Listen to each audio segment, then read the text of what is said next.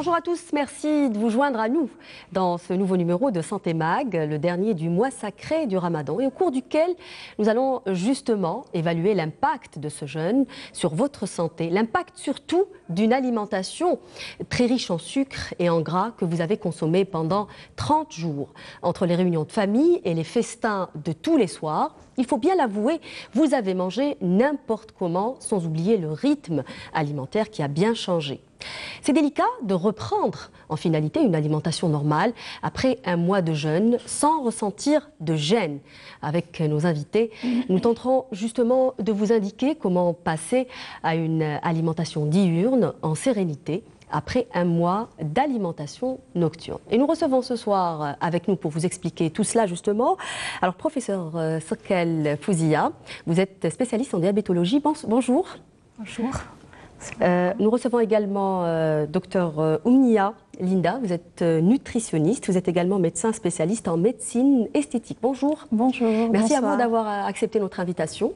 Merci de nous avoir invités. En théorie, on va dire, hein, le ramadan est censé être une période de détox, une période d'épuration ou de corps, mais aussi de l'esprit. On va parler un peu plus du corps quand même. Mais chez nous, malheureusement, je le disais dans cette introduction, c'est un peu le contraire. On a tendance à se gaver, notamment de sucreries, pendant 30 jours durant. Comment peut-on qualifier cette alimentation, professeur ? Oui. Je pense qu'il est important de rappeler comment se comporte le jeûne, parce que le jeûne entraîne des bouleversements métaboliques et hormonaux très importants et des modifications, des corrections d'altérations cellulaires ou fonctionnelles au niveau de l'organisme, et on aboutit à une désintoxication, un renforcement du système immunitaire et à une défense et puis une préservation de certaines maladies. Donc je pense qu'il est très important de s'alimenter correctement, puisque là ce sont de nouvelles habitudes qui ne sont pas très acceptées, et pour pouvoir maintenir les bienfaits du jeûne. Le jeûne de Ramadan date depuis des siècles. De tout temps, il y a eu des gens qui jeûnaient à travers toutes les religions. Donc ce n'est pas non plus un hasard si actuellement le jeûne est devenu un jeûne thérapeutique. Et à travers tout le monde occidental, c'est la grande vogue maintenant, et tout le monde s'y met parce que non seulement ils réussissent à guérir certaines maladies, mais également à améliorer la santé de la population. Absolument. Docteur Oumnia, comment vous définirez-vous cette alimentation malsaine, déséquilibrée Oui, l'alimentation pendant le Ramadan est tout à l'opposé de ce qu'on devrait manger normalement. Si on veut avoir le bienfait, comme disait professeur Sekal, si on veut avoir ce bienfait du Ramadan, qui est très intéressant, il faut vraiment se mettre à table avec une alimentation saine. Contrairement à ce qui se passe malheureusement, c'est une alimentation qui se fait spéciale, c'est une alimentation spéciale pour le Ramadan, donc très grasse. Tout est frit, très sucré, avec beaucoup de boissons sucrées. Beaucoup d'excès. Beaucoup d'excès, beaucoup de pas de toutes sortes. Et à ce niveau-là, beaucoup de gâteaux aussi. En plus, le Ramadan, cette année, l'iftar, il est à 20h. Donc, si c'était à 17h ou à 18h, on aurait le temps de vraiment manger de manière intermittente, donc ne pas manger en même temps. Mais là, c'est à 20h, donc on mange tout en même temps. Et on mange beaucoup de sucreries et on mange beaucoup de calories. Et à ce niveau-là, je pense que tout le bienfait du Ramadan, on le perturbe. Hein. En finalité, on dit que ça nous empêche, cette alimentation nous empêche de tirer profit du jeûne, professeur ? Absolument, oui, absolument. Absolument. C'est une alimentation qui est non seulement déséquilibrée, mais trop riche. Trop riche en matières très dangereuses, comme le sucre et comme les graisses. Le sucre est une substance... On ingurgite quelque chose comme 4000 calories par soirée, par personne, ce qui est énorme. Oui, c'est énorme. Mais à travers le monde, la consommation de sucre a augmenté, malheureusement. La France donne 30 kilos par personne. Donc vous voyez à quel point cela est dangereux À quel point cela est dangereux pour la santé Ceci dit, il faut savoir que le sucre est quand même un élément essentiel de la cellule, puisqu'il apporte l'énergie. Il est essentiel pour le cerveau, mais lorsqu'il est élevé, lorsqu'il est consommé en quantité excessive, eh bien, il devient toxique, il devient dangereux, parce qu'il détruit, il perturbe tous les métabolismes, lipidiques, glycidiques, de l'acide urique, etc. Et il perturbe également le système cardiovasculaire qu'il met en danger. il facilite même le développement de cancer. Oui. Donc, c'est quelque chose qu'il faudra prendre très au sérieux. Oui. Il y a aussi cet aspect, peut-être, vous vouliez en parler tout à l'heure, avant l'enregistrement, justement cet aspect de manger ou de se gaver très rapidement, en fait.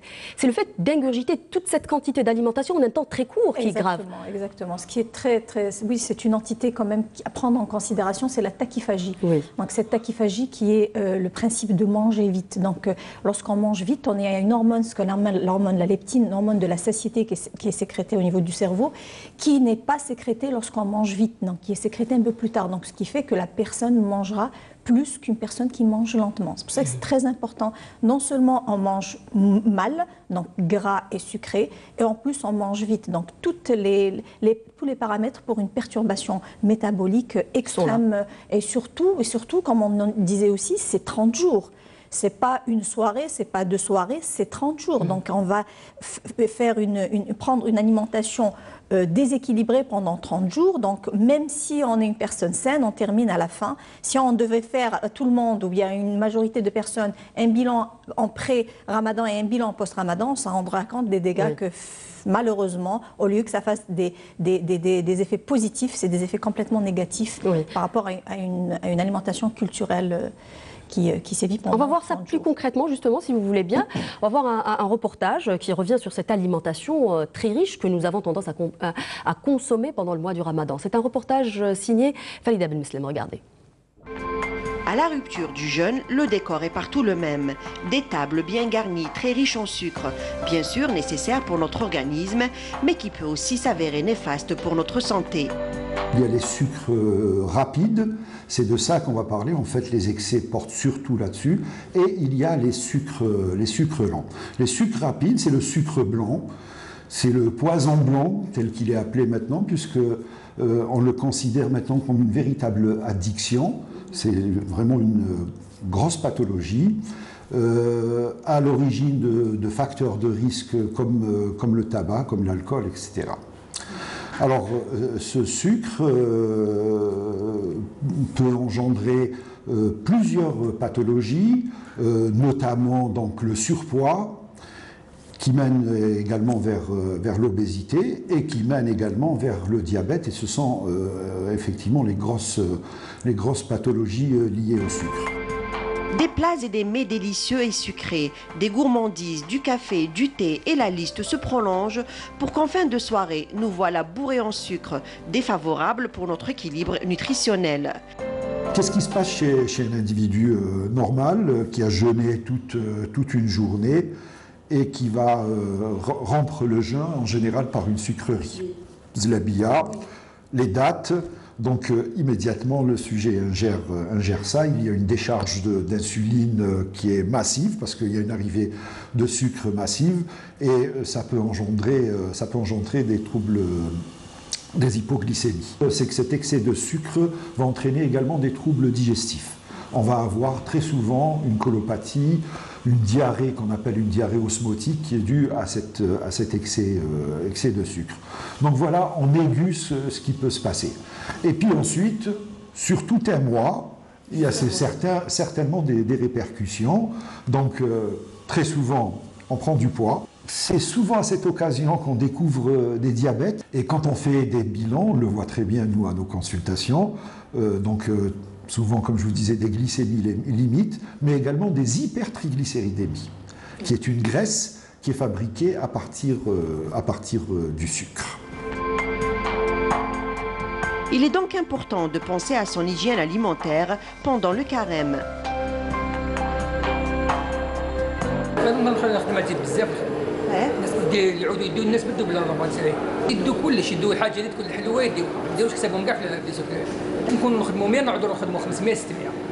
Il faut favoriser les crudités, il faut favoriser les fruits qui apportent du fructose et qui sont des sucres nécessaires. On peut favoriser également les sucres lents, le matlour, le pain, etc. Ce sont des sucres intéressants. Il faut bannir les sucres qui ne servent à rien. La limonade, les jus de fruits du commerce, et j'en passe pour ne citer que cela, doivent être bannis. Quand on veut se désaltérer, il faut préférer l'eau à ce type de boisson. Et puis ensuite, comme vous dites, il y a la soirée et il y a d'abord les gâteaux qui sont très riches en sucre, hein, pas du sucre toujours de bonne qualité.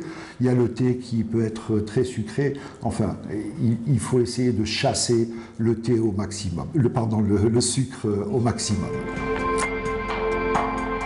Ces conseils pratiques vous permettraient donc de gérer votre alimentation et de vous hydrater et à ne prendre que ce qui est bon pour votre santé. Alors, nous venons de voir justement dans ce reportage un peu cette alimentation très riche en sucre précisément. Professeur Sekal, est-ce qu'on peut avoir un diabète à cause de cette alimentation que nous consommons pendant le mois du Ramadan? Le diabète nécessite quand même beaucoup d'altérations génétiques et autres. Mais lorsqu'il est sous-jacent, lorsqu'il n'est pas encore connu, donc un peu caché, latent, c'est-à-dire quand on est dans une phase de pré-diabète, par exemple. Voilà. Et donc, il peut être déclaré et rapidement déclaré par une alimentation aussi déséquilibrée, oui. Bien sûr. Surtout quand on a des diabétiques de type 2 dans la famille. Donc quand on a un terrain génétique, prédisposition. En fait. Oui. Est-ce qu'on peut dire, en finalité, que le mois du Ramadan, malheureusement, qui est un mois de jeûne, on avait dit tout à l'heure que le jeûne a des vertus thérapeutiques, mais chez nous, malheureusement, c'est juste le contraire. Est-ce que le mois du Ramadan est devenu un pourvoyeur de maladies chroniques? On avait parlé aussi d'obésité dans le reportage. Oui, c'est un pourvoyeur de maladies chroniques, malheureusement, contrairement à ce qu'on devrait avoir. C'est un pourvoyeur principe d'une épuration du corps humain, etc. Mais là, on se retrouve à être pourvoyeur d'un diabète type 2 en général, d'hypertension, de syndrome métabolique, d'hypertriglycéridémie, comme disait le médecin, hypercholestérolémie, hyperuricémie, parce que les gens mangent beaucoup de protéines pendant le Ramadan. Oui. Parfois, les légumes sont inexistants sur la table. Beaucoup de graisses saturées. Beaucoup de graisses saturées et beaucoup de protéines, donc des insuffisances rénales, des problèmes digestifs. Donc vraiment, on se termine le Ramadan pour beaucoup de personnes qui ne sont pas conscients de comment manger pendant le Ramadan avec des problèmes de santé. Donc c'est vraiment pourvoyeur pour des gens qui sont évidemment prédisposés à avoir un problème de santé ou une maladie chronique. Oui. Professeur Sekal, il y a des études aujourd'hui qui sont faites et qui ont prouvé justement l'addiction au sucre. Aujourd'hui, on a prouvé que le sucre est un aliment qui peut être aussi dangereux c'est-à-dire qui peut entraîner une dépendance. Il y a une véritable addiction qui s'installe lorsqu'on consomme en excès le sucre. Et donc, la personne, plus elle consomme, plus elle a envie de consommer. Et à ce moment-là, il y a un dérèglement général au niveau du cerveau, déjà au niveau des commandes, et au niveau de l'ensemble du fonctionnement de l'organisme. Qu'est-ce que ça peut entraîner, en fait, en finalité? Pardon ? Cette addiction, qu'est-ce qu'elle peut entraîner, en finalité? D'abord, une consommation encore plus importante. La personne ne peut plus s'arrêter. Une obésité. Un peu comme certains médicaments terriblement dangereux d'ailleurs. Bon. Mais ça entraîne non seulement des maladies cardiovasculaires, ça peut faire déclarer un diabète, ça peut favoriser l'apparition d'une obésité et d'une hypertension artérielle également. Bon, le sucre participe à ce qu'on appelle l'athérosclérose, c'est-à-dire la charge des vaisseaux qui sont complètement crassés. Et donc, c'est l'ensemble des vaisseaux de l'organisme qui vont être touchés et les cellules seront très mal nourries. Donc, ça donne de très, très nombreuses maladies. Oui. Docteur Mnia, vous pensez qu'on est aujourd'hui, vous qui êtes nutritionniste, vous êtes tout le temps en contact avec des gens qui cherchent par exemple à maigrir, à améliorer leur alimentation. Est-ce que vous pensez qu'aujourd'hui, les Algériens sont addicts au sucre? Oui, beaucoup sont addicts au sucre et beaucoup en consomment quotidiennement et surtout de manière le soir, donc avant de dormir. Donc avec le stress quotidien, etc. Il y en a beaucoup qui sont addicts au sucre et c'est là où la problématique arrive parce que c'est très difficile de substituer ce sucre avec autre chose. En tant que nutritionniste, c'est vraiment difficile. Quand un patient vient en surpoids ou obèse et qui est addict au sucre, il est beaucoup plus difficile à gérer qu'une personne qui vient non addict au sucre mais qui reste en surpoids, mais qui est plutôt, c'est une alimentation, c'est quelqu'un qui mange beaucoup, etc. Donc l'addiction au sucre est un fléau on le retrouve dans pratiquement, on dira 70% des personnes en surpoids et obèses. Donc c'est un fléau, vu la transition économique qui existe en Algérie, vu tout ce qu'on a sur les étalages comme boissons sucrées de toutes sortes, comme chocolat, comme gâteaux, quand même une transition économique très importante ces 10 dernières années. que les boissons sucrées chez nous sont plus sucrées qu'ailleurs. Oui, ils sont plus sucrés. Sodas, les yaourts sont jus. plus sucrés. Absolument. Donc il y a une subvention du sucre. Donc du coup, les gens se sont habitués à un goût plus sucré. Quand on leur donne un yaourt moins sucré, ben, ça ne leur plaît pas. Mais n'empêche que vraiment, ça, c'est un fléau qu'il faut gérer non seulement par un nutritionniste, par un médecin, mais par tout l'État, etc., tous les, voilà, qui peuvent essayer de diminuer le sucre dans les boissons. Et ça permettra de gérer pas mal de problèmes. Il faut s'adresser peut-être aux industriels aussi, parce qu'il y a une quantité de sucre qui est énorme, qui est ajoutée aux boissons sucrées, les sodas et jus. Il faut faire attention à deux points en particulier. Pour ce qui est des boissons sucrées, ça contient du fructose, qui n'est pas l'équivalent du sucre de table. Et le fructose a pendant longtemps été toléré, alors qu'il est très toxique pour le foie et pour de nombreux métabolismes. Et donc, il est doublement mauvais. Non seulement il sucre, mais en plus, il est toxique proprement dit sur la cellule hépatique, qui est une cellule très importante. La deuxième chose, il faut faire très attention aux produits qu'on appelle light, parce qu'on s'est rendu compte, il y a eu de grandes études, il y a eu de grands scandales d'ailleurs, et on s'est rendu compte que les produits dits light sont 200 à 600 fois plus sucrants que le produit habituel. Donc c'est une arnaque en finalité. C'est de l'arnaque et il ne faut absolument pas s'en approcher parce qu'en plus la personne se sent en sécurité et elle se dit je suis protégée, je peux en prendre plusieurs. Et donc c'est ça tout le piège du fructose d'une part et des produits light. Dire tout simplement qu'il faut préférer les choses naturelles, comme le disait encore une fois dans le reportage, donner la part belle à tout ce qui est naturel, préférer l'eau tout simplement aux autres boissons. Et aux fruits. Voilà. Les fruits également. Comment dirais-je, des fruits d'abord nature et puis éventuellement un jus de fruits nature sans rajouter de sucre. Ce qui est important, c'est que quand on a utilisé l'éducation thérapeutique chez les diabétiques, c'est-à-dire l'invitation des malades en groupe. Je rappelle, juste une parenthèse, vous êtes en train d'écrire un livre là-dessus. C'est ça, professeur Scal? Il y a un livre qui doit incessamment sortir avec l'OPU sur l'éducation thérapeutique du diabétique. Nous réussissons, avec beaucoup d'efforts, c'est vrai, mais nous réussissons quand même à convaincre les malades des dangers d'une alimentation déséquilibrée et de l'apport du sucre chez le diabétique particulièrement, mais également pour la population générale, puisqu'il est en excès. Et nous réussissons à les convaincre et nous réussissons à avoir même des idées de leur part. Ils nous font part d'idées sur la thérapeutique elle-même et sur l'alimentation. Et je vous assure qu'on a construit quelque chose d'absolument formidable. Docteur Oumnieh, justement, j'ai envie de vous poser la question, une question sur ça, justement. Est-ce que vous pensez qu'il y a une prise de conscience aujourd'hui chez les Algériens? Est-ce que vous pensez qu'il y a des gens qui font des efforts dans leur alimentation? Oui, je pense que oui, par rapport à même s'ils sont minoritaires? Oui, ils sont peut-être minoritaires, mais quand même, il y a une certaine catégorie de personnes qui savent ce que c'est qu'une alimentation saine. C'est plus difficile à appliquer qu'à dire. C'est encore plus difficile peut-être durant le mois du Ramadan. Pendant le mois de Ramadan, mais il y en a quand même qui prennent conscience et qui veulent vraiment gérer ce mois de Ramadan en mangeant sainement et qui demandent vraiment une bonne adaptation alimentaire pendant ce Ramadan et qui s'y tiennent. Donc oui, il y a une prise de conscience des gens et des citoyens algériens sur une alimentation saine. Malheureusement, ce n'est pas la majorité, mais quand même, cette minorité est quand même intéressante et il faut peut-être avoir beaucoup plus de communication sur ce mois et sur le bienfait, comment bien manger pendant ce mois. Et je pense que les médias le font, en particulier. On essaye en tout cas. En tous les cas. Et donc c'est très très bien et ça nous permettra quand même de toucher pas mal de personnes qui veulent connaître, qui veulent savoir comment bien manger et qui ne le savent pas. Qui ont besoin d'être informés tout simplement. Qui ont besoin d'être informés, orientés et coachés surtout. Voilà. Professeur Scal, on parle beaucoup de l'alimentation, mais il y a aussi le sommeil qui est important et qui peut perturber le métabolisme des glucides également. C'est-à-dire quand notre sommeil est perturbé, notre santé également, notre état général peut être altéré. Oui, c'est le mode de vie tout entier qui est un petit peu modifié, notamment pendant les périodes estivales, les périodes de chaleur comme celle-là.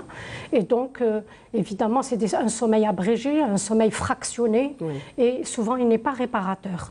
Bon, il faudra demander aux personnes d'essayer de ne pas aggraver cette perturbation-là en veillant trop longtemps et en faisant une petite sieste au courant de la journée à un moment donné. de la journée. Je pense que ça se passe très bien. Ce qu'il ne faudra pas oublier aussi, c'est se préserver de la chaleur. Parce que là, nous arrivons à la chaleur et souvent les personnes oublient de boire ou ils boivent trop d'eau au départ et ça bloque un petit peu, comment dirais-je, ça donne des troubles d'estomac. Donc il faudra leur demander de boire plutôt de façon fractionnée tout au long de la soirée. Absolument. Et surtout boire juste avant le fajr un grand verre d'eau. Ouais. Voilà. Il faudra peut-être pour justement les inciter encore plus, docteur Omnia, à peut-être dormir d'une manière équilibrée et à essayer d'avoir un sommeil réparateur. Rappelez encore une fois que les troubles de sommeil font grossir. Oui, contrairement à ce qu'on disait dans le temps, elle a pris du poids, donc c'est parce qu'elle dort trop. Et ben non, le manque de sommeil provoque l'obésité, surtout chez l'enfant. Donc il faut vraiment... Et puis évidemment, l'eau aussi, comme disait, que malheureusement, de 8 heures à disons jusqu'à 11 heures, on a du mal, les gens ont du mal à s'hydrater facilement et à boire ces 2 litres d'eau, c'est très difficile. Oui. Ce qui est intéressant, ce serait de commencer déjà par un verre ou 2 verres d'eau déjà. On a quand même en jeûne pendant presque plusieurs heures, plus de 12 heures, donc il est très important. Pas d'un coup en tout cas, pas 2 verres d'un coup, parce qu'on peut déjà manger s'hydrater avec un verre d'eau, c'est déjà pas mal de ne pas trop manger après. Hein. C'est le but aussi. Hein. Non mais un verre d'eau, c'est pour s'hydrater, surtout pas fraîche, donc une eau à température ambiante, qui nous permettra, parce qu'une eau fraîche va entraîner un choc thermique au niveau de l'estomac, et là on va avoir des problèmes digestifs, donc il faut quand même une température qui soit une température ambiante, donc voir un verre d'eau pas trop fraîche, ça permettra de s'hydrater, donc les cellules vont s'hydrater, attendre un petit moment avant d'aller s'alimenter. La soupe aussi, hein, la shorba et la hriras, c'est de l'eau, les fruits c'est de l'eau, le thé c'est de l'eau. Surtout les fruits de saison, le melon, la pastèque. Exactement, donc tout au long de la soirée, si on prend des fruits, on boit de manière fractionnée l'eau, ça nous permettra de nous hydrater. On prendra peut-être pas autant d'eau qu'habituellement, mais quand même, et avant le début du jeûne, c'est très important de s'hydrater également avec des fruits. Maintenant qu'on a très mal mangé pendant tout le mois du Ramadan, ça on l'a compris tout au long de cette émission. Alors comment doit s'opérer justement la reprise alimentaire après ce mois de jeûne ? Oui, c'est très important de reprendre une alimentation, comme vous disiez, diurne, après 30 jours d'alimentation nocturne, mais il faut qu'on le fasse de manière fractionnée. 30 jours de jeûne, c'est 30 jours de reprise. Et dans notre religion, l'islam, Rasul sallallahu alayhi wa sallam nous a dit de faire 6 jours de sabrin. Et ces 6 jours de sabrin ont leur intérêt scientifique. Au fait, c'est le fait de... Mais ils nous l'ont demandé 6 jours en un mois, pas 6 jours le lendemain de l'Aïd. Donc c'est pourquoi, si on veut maintenir cet effet scientifique et thérapeutique et de bienfaits à sabrin, c'est de fractionner ces journées pendant 30 jours. Donc manger de manière diurne normale, après refaire un jeûne et manger nocturne, etc., jusqu'à ce qu'on termine le mois. Et c'est comme ça que notre organisme réapprend à manger de manière diurne et qu'il ne soit pas choqué par cette transition qui sera trop importante. Et ça, c'est vraiment intéressant. Professeur Skel, pour les personnes aussi, là on a tendance à parler des personnes saines, pour les personnes malades, diabétiques par exemple, ou qui ont des maladies chroniques, est-ce qu'il y a des conseils à leur donner justement au lendemain du mois du jeûne ? Nous avons une grande expérience pour les diabétiques de type 2, où on choisit bien sûr les malades. Il y a certains qui sont autorisés à jeûner, d'autres pas. Et nous conseillons d'abord une consultation avant le mois de Ramadan. Pour la reprise alimentaire, je précise juste pour la question, c'est-à-dire pour la reprise alimentaire après le mois du jeûne. Pour ces gens-là, est-ce qu'il y a des conseils précis à leur donner ? Ils sont identiques à ceux de toute la population, puisque la période de l'Aïd, c'est une période de réadaptation. C'est une période de réadaptation après l'adaptation des 20 jours antérieurs. Donc là, c'est une réadaptation. L'organisme est à nouveau chamboulé pour pouvoir se remettre à l'ancienne méthode, si on peut dire, à l'ancienne alimentation. Donc il faut aller très, très doucement. Effectivement, les sabrines sont très indiquées. Les personnes peuvent se jeûner de temps en temps ou d'affilée quelques jours, comment dirais-je, et à ce moment-là, l'organisme se remet tout doucement à la nouvelle méthode alimentaire. Absolument. Voilà. Merci beaucoup, merci d'avoir accepté notre invitation, merci d'avoir répondu aux questions. Je vous souhaite un bon Aïd. Merci, Sahaïdkom également. Sahaïdkom à vous, merci d'avoir accepté, merci d'avoir suivi cette émission. Je vous rappelle que l'émission a une page Facebook sur laquelle vous pouvez poster vos commentaires. L'émission également est postée automatiquement donc sur notre chaîne YouTube, vous pouvez la revoir. Je vous donne rendez-vous dans une semaine. Au revoir et Sahaïdkom encore une fois.